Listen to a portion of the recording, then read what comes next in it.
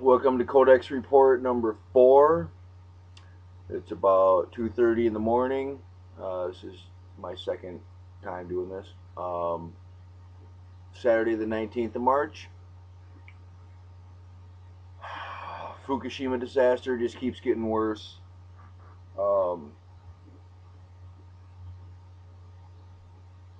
They're detecting radiation in the food and 70, 90 miles away. They're detecting radioactive iodine in the water in Tokyo. On the Alex Jones show on Friday, they had a guy calling in talking about in Chiba Prefecture there was guys that were dealing with radiation sickness already and different things. This is awful. It's just a horrible, horrible catastrophe. There really is no other words to describe it. If you want some background on this, I said in a previous episode of the Codex Report that I don't think we really know what the effects are going to be from this type of material burning and being on fire, being, you know, the MOX fuel rods and whatnot. And I did a little bit more research, and there's a page on the Greenpeace site, which is Calendar of Nuclear Events, or Nuclear Accidents, I should say. I'll get a link up to it. It's I only knew about maybe a third of the stuff that's on this list. It's amazing stuff like, you know, 20 tons of heavy water being dumped into a lake or a river, radioactive plutonium sludge being dumped, a B-52 crashes with 8 nukes on it, you know, all kinds of different shit like this. And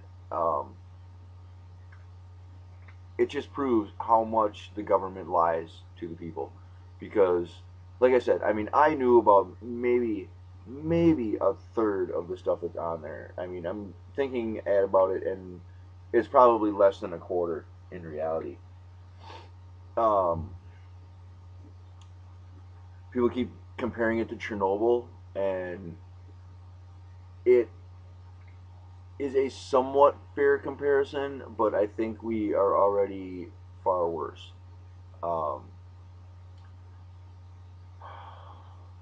Michio Kaku mentioned that I mentioned in the last report of burying it, and the problem with that is that I think the problem is going to be that they have contamination spread over such a wide area that if they simply try to bury it, you know, as I said last time, they're going to have to, you know, put it in concrete lined pits or, you know, something like that.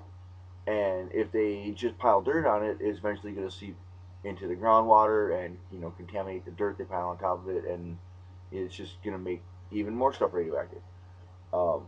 So the only way that I think they're going to be able to pull off a cleanup and a salvage of the site is if one of the, you know, multi-billionaires, you know, George Soros or Bill Gates, or, you know, even, you know, the IMF or the World Bank or somebody steps forward and says, all right, here's, you know, $2 billion to, you know, for remediation and emergency support, you know, for infrastructure, just equipment, bulldozers, whatever you need.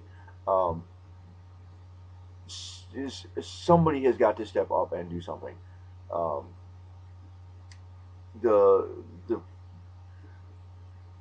The incident in Japan, the catastrophe in Japan, is now they are talking about banning food exports from the country. They've already had a couple of industrial plants. There's a Ford plant that had to shut down because some of their parts come from Japan, and now, you know, the parts are radioactive. So, you know, and even if the parts themselves aren't radioactive, you know, look at some of the videos and the photos of the devastation over there, and I don't know how anyone is even doing anything over there except trying to survive. I mean, it literally is so horrible that um, I don't. We probably will never know the death toll. They just rescued, I guess, a family that was inside a collapsed building, either today or yesterday. You know, amazing, amazing.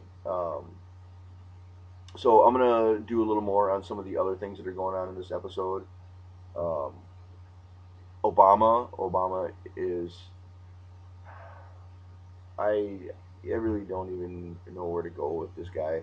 Seriously, he goes, amazingly, he just happens to go to Rio the same week or the same period of time that the United States is getting hit with radiation.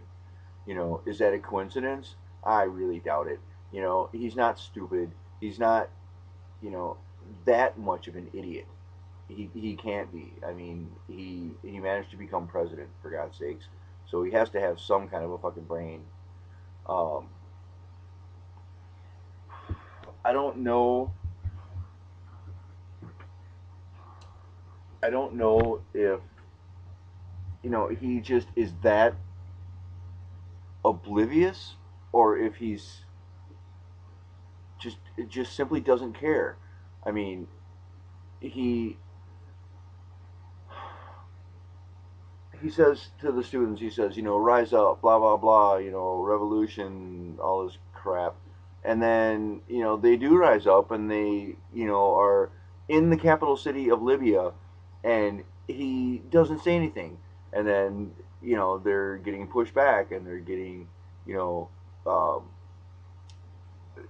I as to whether they got strafed and bombed by the planes, I don't know, but there's all kinds of horrible shit. They're talking about 15,000 people dead in Libya, and you know,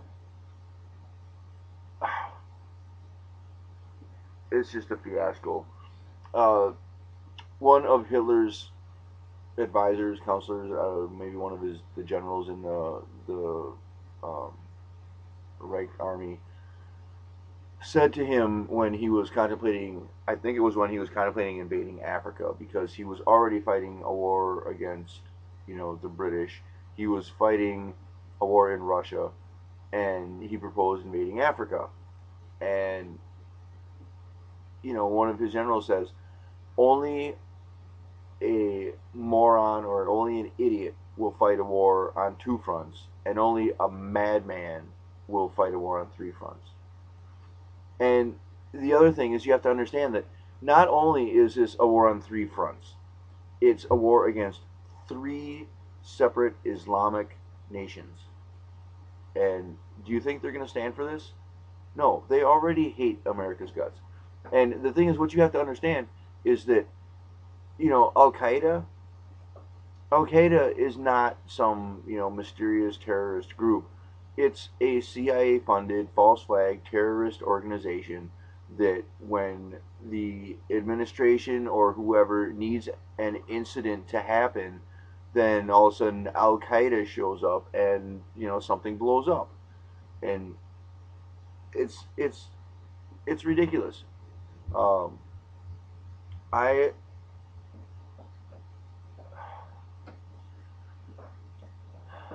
Obama's in Rio, and there's violent protests going on down there. He Before he even showed up, protesters firebombed the United States consulate building. He was supposed to give a speech in a park, and he had to cancel. Um, you you can't be the president of a country and run and not do what your job requires. There was the story about, half of his cabinet members that he had not seen in the first 2 years of his administration. What? I I don't even have words to describe how much of an idiot this person is. I mean, I honestly think that he's not that stupid. He's doing it deliberately.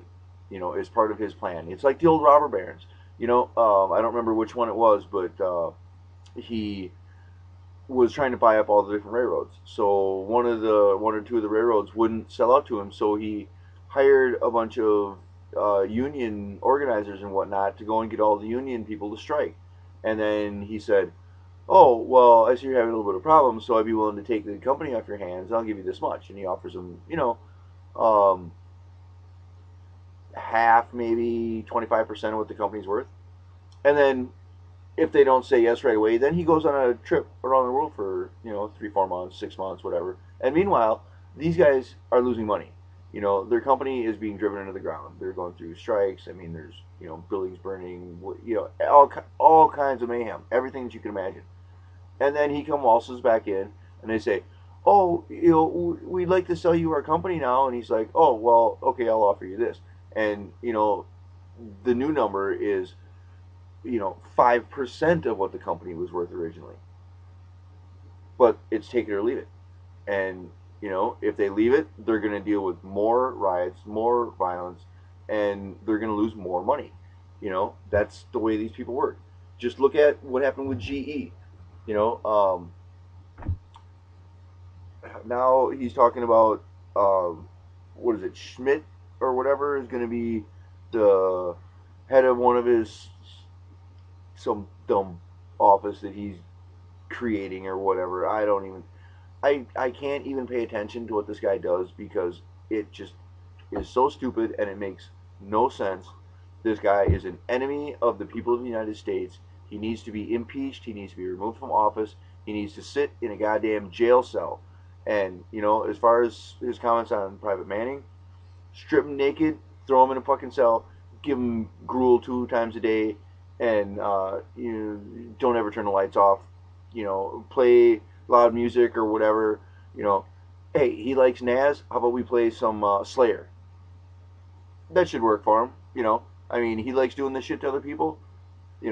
Gitmo. He promised he was going to close Gitmo. The Gitmo Hilton is still open. What's going on with that? He said he was going to start the tribunals and the trials and everything else. And it's just it's a joke. It's a joke. I'm gonna do another part 2 here, and so I'll be back in just a minute.